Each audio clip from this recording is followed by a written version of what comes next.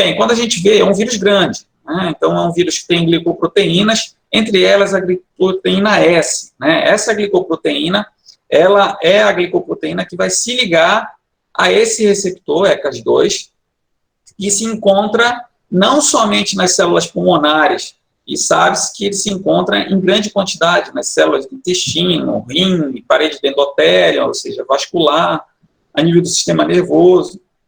E é exatamente a ligação a esse receptor, com a clivagem exatamente do TMPRSS2, que vai favorecer a entrada do vírus na célula e, consequentemente, ela se autorreplicar posteriormente.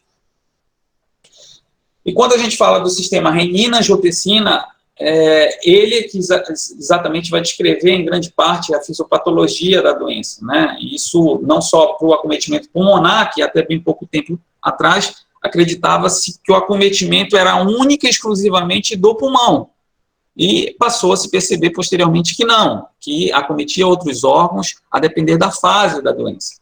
É importante a gente entender exatamente essa fase ou as fases da doença.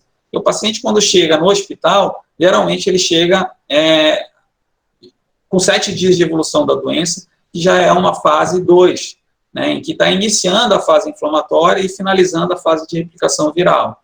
E é nessa fase aqui a grande maioria das complicações observadas, principalmente as complicações neurológicas que esses pacientes desenvolvem. Sendo que as manifestações neurológicas, de uma forma geral, são as primeiras manifestações que os pacientes apresentam com COVID. Casos graves, eles vão ter um aumento progressivo da inflamação, uma tendência incomum à hipercoagulabilidade, né, e uma diminuição da contagem de linfócitos, uma linfocitopenia. Então, são fatores de mau prognóstico, se esses pacientes, quando internarem, a gente identificar isso, principalmente quando a gente detecta a interleucina C, se for dosada. Bem, com relação ao mecanismo de entrada da lesão neurológica, a gente tem algumas vias adotadas para a entrada no sistema nervoso central. A gente tem uma via direta, né, que é o que a gente chama de transporte neuronal, em que pode ser por redes olfativas, pode ser por respiratórias, pode ser pelo sistema nervoso entérico, ou pode ser hematogênica. Pode ser via hipóxia, lesão imune e ECAS2. Então, essas são as vias de entrada no sistema nervoso central. Bem, quando a gente fala desse transporte neuronal, desses acometimentos, eles vão gerar, né, cada um deles, o acometimento a nível do sistema nervoso central, seja por uma injúria vascular, seja por uma encefalite viral, ou seja, exatamente por uma encefalopatia tóxica infecciosa. São aqueles pacientes que vão ter alterações metabólicas, vão ter ação de drogas, vão ter ações da própria hipóxia, principalmente, que esses pacientes evoluem, que vão ter esse comprometimento tóxico através do sistema nervoso central. Bem, o transporte axonal retrógrado é exatamente, né, o transporte através do axônio, pelos terminais, que vão atingir exatamente o corpo celular, né? Então, essas redes, elas podem ser por via olfatória, sendo que o acometimento aqui da olfatória pode atingir o sistema nervoso central a nível do tronco encefálico, e isso, em parte, justifica exatamente aquele caso, aqueles 2 casos que a gente discutiu no início, exatamente do acometimento central do sistema nervoso, ou seja, uma insuficiência respiratória rápida, aguda, com pouco comprometimento pulmonar. O paciente que tem um acometimento não só a nível de pulmão, mas também através de nível central, esse paciente tem acometimento o bulbo, principalmente, que é o centro da respiração. Esses pacientes acabam cursando com bradicardia, com a retenção de CO2, a acidose e, consequentemente, a hipóxia que esses pacientes desenvolvem. Então, aqui é um acometimento exatamente pela rede olfatória, em que passa pela placa cribiforme, chega no bulbo olfatório, neurônios olfatórios, tem o transporte transsináptico e que vai chegar ao tronco encefálico para ser acometido e, consequentemente, chega nos centros respiratórios. Na mucosa respiratória, a gente tem grande quantidade de receptores de ECA2 e que facilitam também a interação ou a replicação viral do vírus do Covid-19. Então, é uma porta de entrada desses pacientes. Uma outra via de transporte axonal é a rede entérica. A gente tem a respiratória também, através da rede vagal, em que acaba indo ao bulbo, e a gente tem a via do neurônio entérico também, que tem interação exatamente com o tronco encefálico. Tá? Então, aqui é um quadro, o paciente hipertenso, diabético, AVC prévio, uma doença coronariana aguda, quadro de diarreia 3 dias, tosse seca, episódio sem desconforto respiratório, que apareceu há 7 dias após o início da diarreia. Emergência, quadro sincopal isolado, quadro de desequilíbrio transitório, uma ataxia, e o ABCD ao quadrado dele, que é exatamente o risco preditivo desse paciente evoluir com um novo evento cerebrovascular, foi de 4 em 7, um risco moderado a grave, um risco alto dele ter um AVC nas próximas altas. Tomografia, lesões isquêmicas antigas, não tinha lesão aguda. Os exames de ultrassom desse paciente foram inocentes, sem alterações, não sei, uma estenose de 50%, mas sem repercussão hemodinâmica. Esse paciente, pelos critérios aqui, ele saiu duplo agregado, por ser um AVC minor ou possivelmente um AIT, e saiu com estatina. Esse paciente voltou no ambulatório 2 semanas depois, com um teste de COVID IgG positivo e IgM positivo, TC de tórax parênquima com lesões inferior a 25%.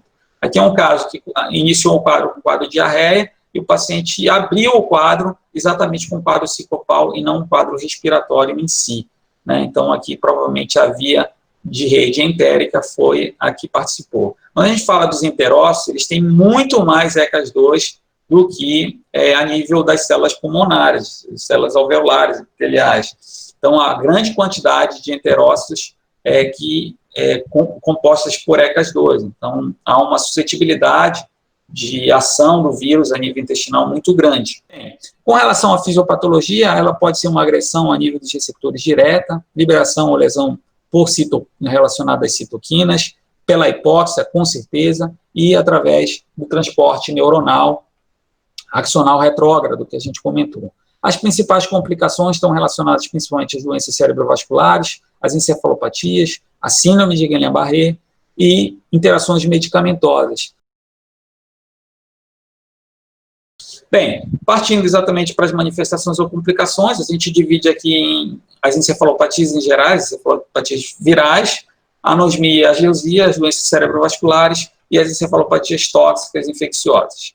Bem, quando a gente fala de manifestações, observem que os fatores de prognóstico estão diretamente relacionados às comorbidades, então grande parte nos grandes estudos observacionais lá na China, observou-se isso, que os pacientes mais graves que evoluíam eram pacientes que tinham diabetes, que eram hipertensos, eram cardiovasculares, e predominantemente homens e idosos, né? Isso eram fatores. Quando a gente vê taxa ou fatores de mortalidade, a gente observa que além do fator idade, a gente tem alguns critérios, o score de SOFA, né, no paciente com quadros e critérios para sepsis, em que a gente utiliza o score, então elevados esse score, né, elevados concentrações de D-dímero nesses pacientes, favoreciam o prognóstico desfavorável desses indivíduos, lembrando que 40% desses pacientes tinham doença coronariana, hipertensão, eram diabetes, e fator idade somada ao fator sexo também favoreciam o prognóstico. Observem a evolução em pacientes de sobreviver e pacientes que não sobreviveram. Observem a evolução da doença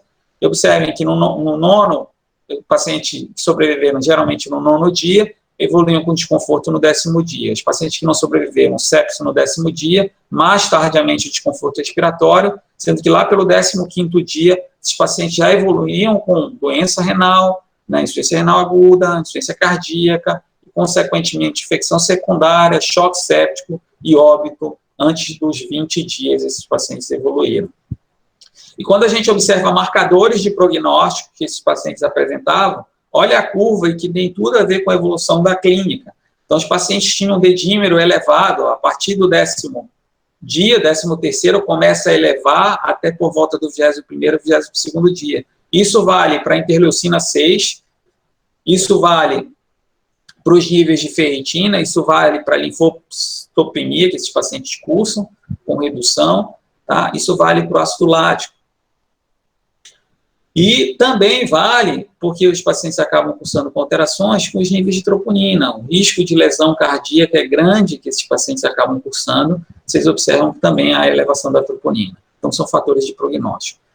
Falando um pouquinho das complicações, rapidamente só comentando aqui do SARS-CoV-1, as meningoencefalites tinham descrições de crises convulsivas, as neuropatias periféricas também tinham descrição. As artérias de grandes artérias, os AVCs de grandes artérias foram descritos também em 2%, e a análise mostrou que esses pacientes tinham, no pós-morte, edema cerebral e degeneração focal de neurônios. As manifestações, acometimento de múltiplos sistemas eram acometidos, né? Então, aqui, principalmente o sistema nervoso central, a descrição exatamente de edema e degeneração dos neurônios era observada nesses indivíduos. Lembrando que a SARS-CoV-1 teve uma taxa de mortalidade em torno de 10%, né? A MERS em torno de 30%, ou mais de 30%, em relação à taxa de mortalidade da SARS-CoV-2, que beira em torno de 1,4 a 4,6, dados até do último dia 16 de maio, que é descrito. A MERS descreveu 4 casos de acometimento do sistema nervoso central, ADEM, um AVC, uma encefalite, e 3 casos fatais foram descritos. Né? Observaram também casos que se assemelhavam a uma encefalopatia hemorrágica necrotizante aguda, né? E sinais na ressonância também de realce meníngeo, sendo que essa encefalopatia hemorrágica necrotizante aguda não foi descrita, mas os achados a nível de ressonância sugeriam que fosse. E pós-morte também. Bem, falando dos acometimentos do sistema nervoso central, são vários acometimentos, acometem várias estruturas, desde nervos a nível central, né? Alterações como a cefaleia, né, que os pacientes apresentam, outras alterações que esses pacientes possam apresentar, mais graves, principalmente no caso, falando aqui das doenças cerebrovasculares, que esses pacientes acabam evoluindo em quadros de evolução mais grave. E, a descrição exatamente de casos de fatalidade, exatamente descrevendo aqueles pacientes que evoluem com insuficiência respiratória neurogênica, exatamente do acometimento trombocefálico que esses pacientes possam apresentar. Uma descrição recente aqui, de uma revisão sistemática que foi feita pela Unifesp, descreve também, né, as principais manifestações neurológicas, então está em torno de 2, 3 a 6% do acometimento de doenças cerebrovasculares, cefalopatia em torno de 9%, destacando aqui a hipóxia, esses pacientes cursam, anosmia, ageusia, em torno de 5% a 88%, e a cefaleia em torno de 8% a 34%. Com relação à cefaleia, lembrando que não só a cefaleia pelo quadro, exatamente do quadro gripal, viral, que pode cursar, as manifestações de forma centrais podem cursar. Então, as encefalites, os pacientes que cursam com acidente vascular cerebral hemorrágico ou até mesmo isquêmico podem cursar com crises de cefaleia, e as tromboses venosas também cursam com cefaleia. Então, varia nos estudos de 8% a 70%. Numa meta-análise recente, demonstrou uma prevalência de cefaleia em torno de 12% nesses indivíduos. Quando a gente fala de distúrbios do olfato e do paladar, no estudo aqui descreve exatamente que 88% do estudo de 417 pacientes, 342 tinham distúrbio de gustação, enquanto que 85% de distúrbio olfatório. Então, algo muito prevalente nos indivíduos acometidos pela COVID. Em termos de início, geralmente o início em torno dos primeiros dias, do primeiro ao quinto dia, é a manifestação dessa alteração, sendo que a persistência pode ir do primeiro a mais de 15 dias que esses pacientes podem apresentar. Em média, nesse estudo aqui, mostrou que a resolução exatamente dos distúrbios foi em torno de 8 a 9 dias. E quando a gente fala exatamente desses distúrbios, a gente tem um estudo aqui de 199 pacientes com COVID positivo, em que eles demonstraram que aqueles pacientes que chegam ao hospital, que já chegam numa fase 2A para 2B, são pacientes que não se queixam, na grande maioria das vezes, de distúrbio do olfato do paladar, e nem referem isso. Enquanto que aqueles pacientes que têm sintomas leves, numa fase 1, e que não estão hospitalizados, são pacientes que apresentam essa queixa muito prevalente. Tanto é fato isso que uma das principais manifestações, uma das primeiras manifestações é essa que os pacientes apresentam, é uma manifestação neurológica, e esses pacientes acabam fazendo uma tomografia de tórax e têm o diagnóstico de COVID pela tomografia ou pelo próprio exame do PCR que acabam realizando. E a conclusão desse trabalho é exatamente através dessa pirâmide aqui, que aqueles pacientes, talvez, que tenham sintomas do olfato e do paladar comprometidos, são pacientes que provavelmente tenham um prognóstico mais favorável do que aqueles pacientes que não têm perda do olfato no início do quadro. Então, isso foi o que eles sugeriram nesse trabalho. Quando a gente passa para a doença cerebrovascular, a gente tem vários casos descritos de doença cerebrovascular, e observem aqui, esse gráfico aqui, que demonstra exatamente o evento trombótico arterial e venoso que os pacientes com COVID acabam evoluindo como complicação. Então, numa fase 0, chega ali pelo 10º dia, que é exatamente a fase do desconforto respiratório, esses pacientes começam a ter um pico exatamente de eventos trombóticos. E isso continua numa linear, então lá pelo 25º dia, 28º dia, a gente vai começar a ter uma curva descendente. Então, essas primeiras 4 semanas são semanas que os pacientes estão suscetíveis a distúrbios de coágulo, de hipercoagulabilidade. Esses pacientes acabam evoluindo um aumento, né, de anticorpos anticardiolipina, anticorpos GP1, beta-2-GP1, que esses pacientes cursam, aumento de dedímero, aumento de TP, aumento de TTPA, plaquetopenia, linfocitopenia. Esses pacientes acabam cursando com eventos trombóticos e, por isso, a importância, principalmente numa fase inflamatória inicial, esses pacientes, com certeza, terem profilaxia com o uso de heparina não fracionada. Bem, olha só esse caso aqui. Um homem de 54 anos, COVID-19 positivo, asma, diabetes, hipertenso, taque supraventricular, tem traço falciforme e apneia obstrutiva do sono. Ele iniciou um tratamento com heparina de baixo peso molecular e, com o resultado do dedímero elevado, passou para heparina não fracionada. Esse paciente evoluiu com sangramento a nível posterior, em fossa posterior. O que pode justificar? Será que foi a heparina que levou ao sangramento? Será que foi o evento trombótico que esse paciente possa ter tido, mesmo estando heparinizado, mas não sendo suficiente para evitar essa hipercoagulabilidade nesse paciente? Ou será que esse paciente, por ser hipertenso, e com todos esses fatores de risco aqui, pela carga inflamatória e pelos níveis pressóricos elevados, já com doença de parede de vaso por aterosclerose, evoluiu com sangramento?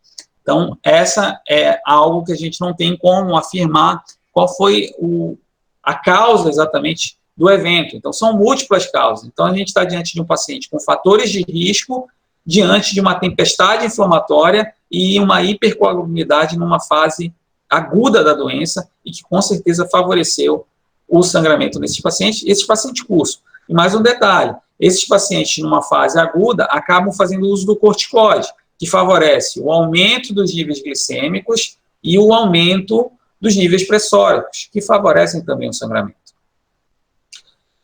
Por um lado, melhora, né, ou seja, a ação, e por outro, a gente tem um risco grande desses pacientes evoluírem com complicações cerebrovasculares decorrentes da conduta terapêutica que a gente acaba utilizando nesses pacientes nessa fase.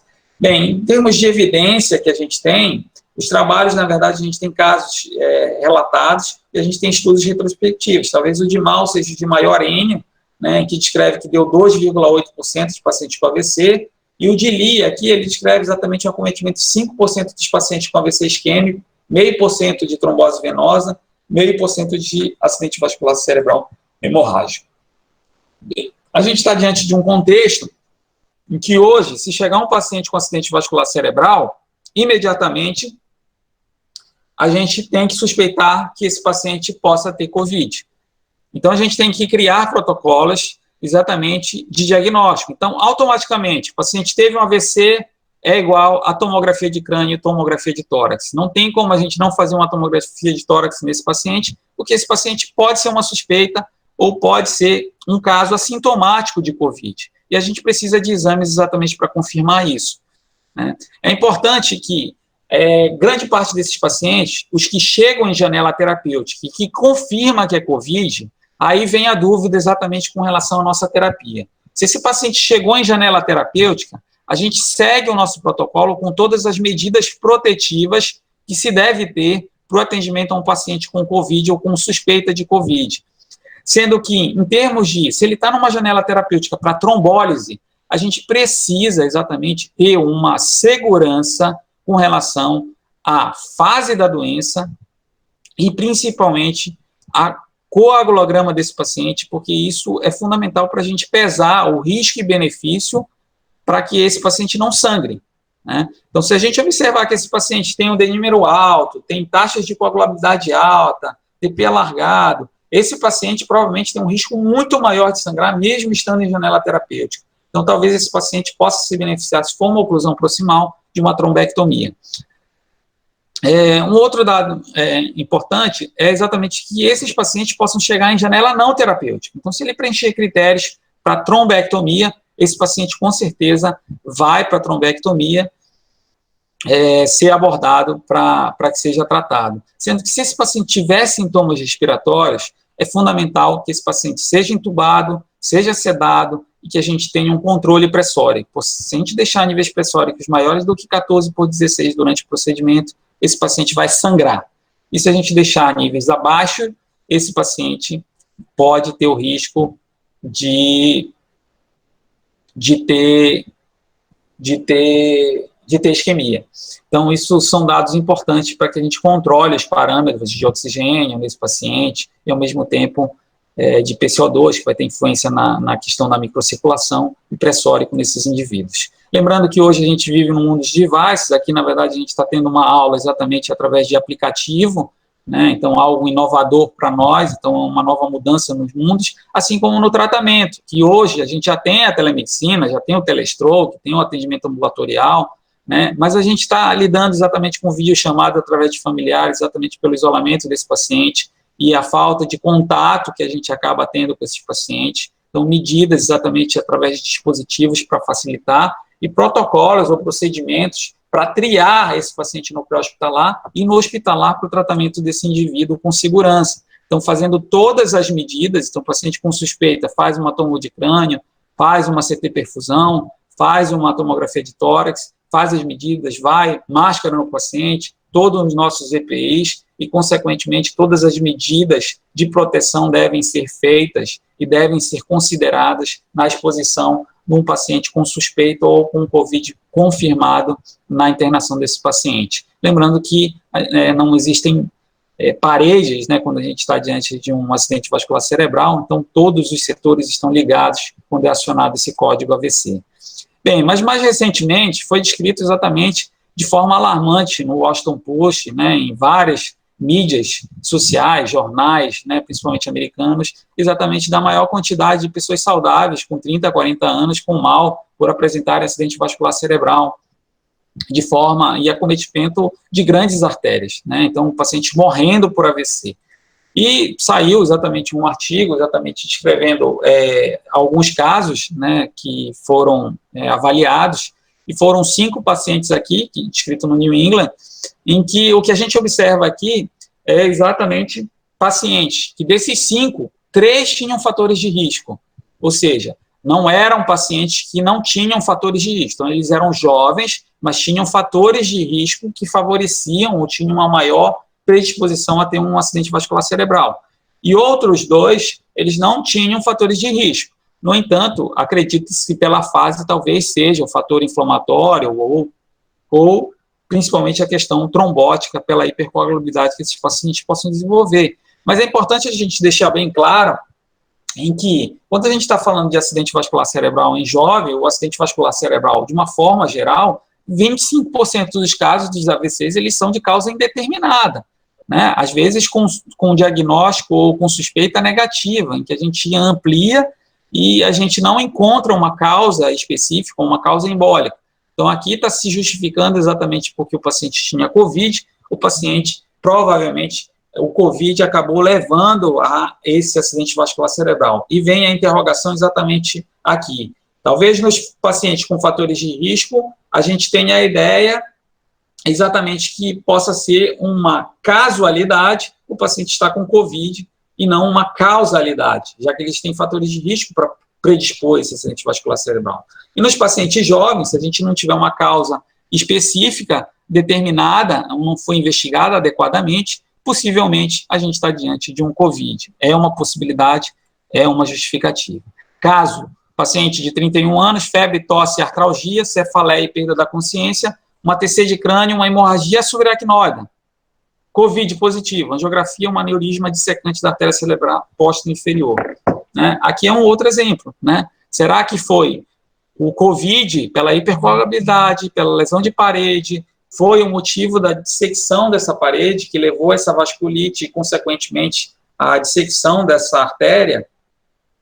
É algo que a longo prazo, médio e longo prazo, a gente vai ter essas explicações. Mas é um caso de COVID evoluindo com uma HSA, uma hemorragia subaracnoide. Mulher, 62 anos, afasia e hemiparesia direita aguda, né? Sem sintomas gripais prévios. Fez uma angiografia, uma oclusão da cerebral média esquerda. Chegou fora de janela para trombolítico, fez uma trombectomia mecânica, em que tratou, desobstruiu esse vaso. COVID positivo. 10 dias após a alta, ela evoluiu com hematoma intraparenquimatoso. Foi para uma craniectomia descompressiva e drenagem do hematoma.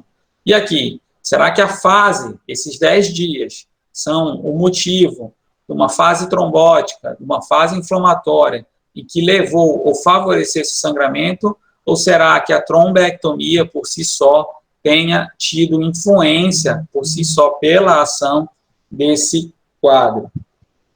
É uma interrogação para a gente também, mas é uma paciente que também tinha COVID positivo e que, por esse protocolo, né, é uma paciente que chegou com um AVC agudo e que foi questionado exatamente o diagnóstico de AVC.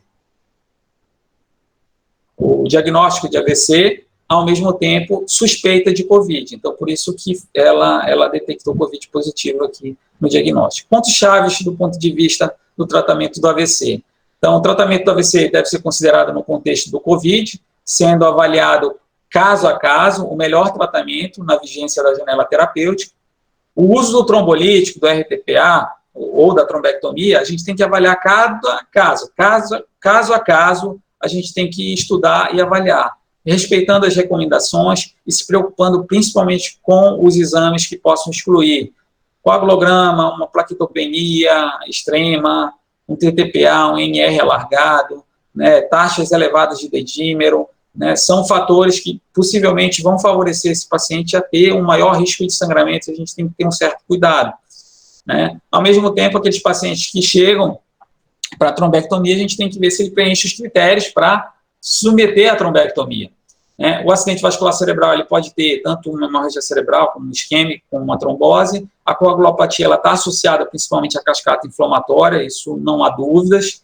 E a regulação negativa do ECAS2 causa um desequilíbrio, com certeza, no sistema renina-angiotensina, favorece também o acidente vascular. Falando rapidamente de outras situações, como as encefalopatias e encefalite, tá bom? Alterações persistentes por mais de 24 horas, alteração do nível sensório, pacientes que cursam com febre, cefaleia, vômitos, convulsões. As encefalites, né, por incrível que pareça, né, elas já eram descritas, né,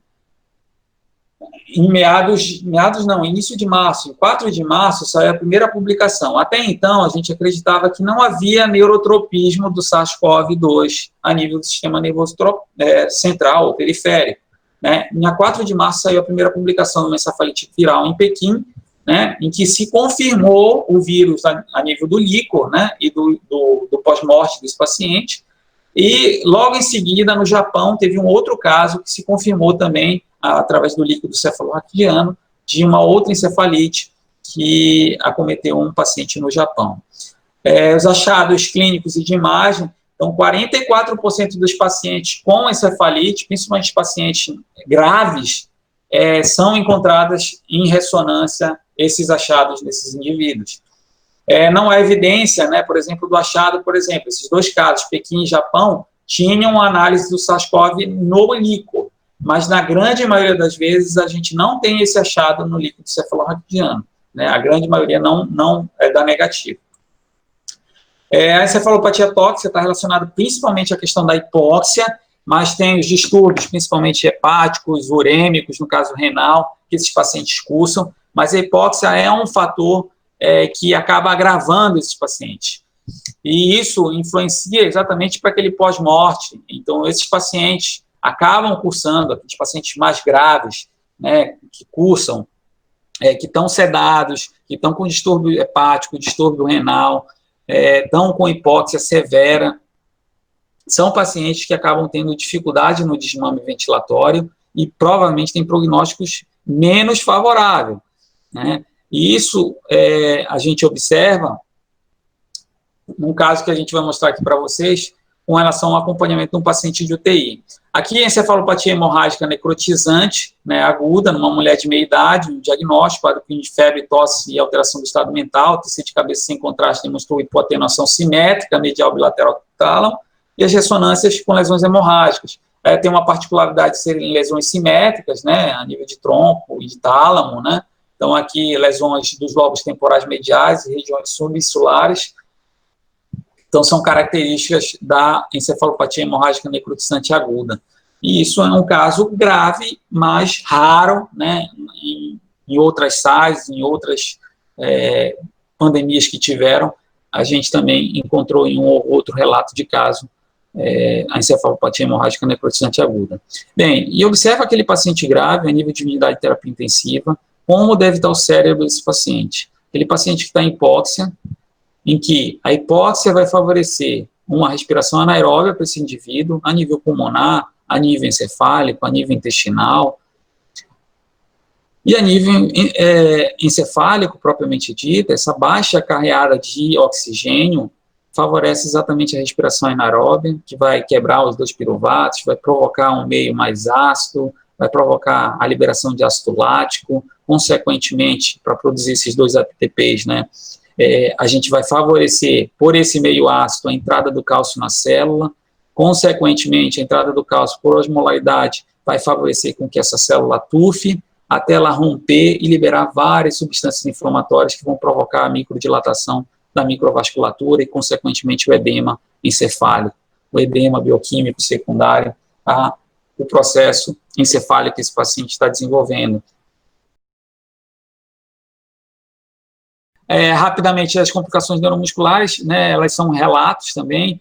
Destaco aqui a questão do Guillain-Barré, em que a gente reforça aqui, principalmente se é exatamente um mimetismo, ou se é uma casualidade, ou é uma causalidade, né, a gente não sabe. Aqui um relato do New England exatamente de 5 casos, e observem que desses 5 casos aqui, apesar de ter dissociação proteico-citológica, todos os resultados do líquor foram negativos do PCR para o SARS-CoV. Então, será que realmente foi o SARS-CoV que levou a síndrome de Guillain-Barré? Então, esse é um questionamento. Apesar de dar no SWAB, não foram testados, o teste a nível de líquido foi negativo.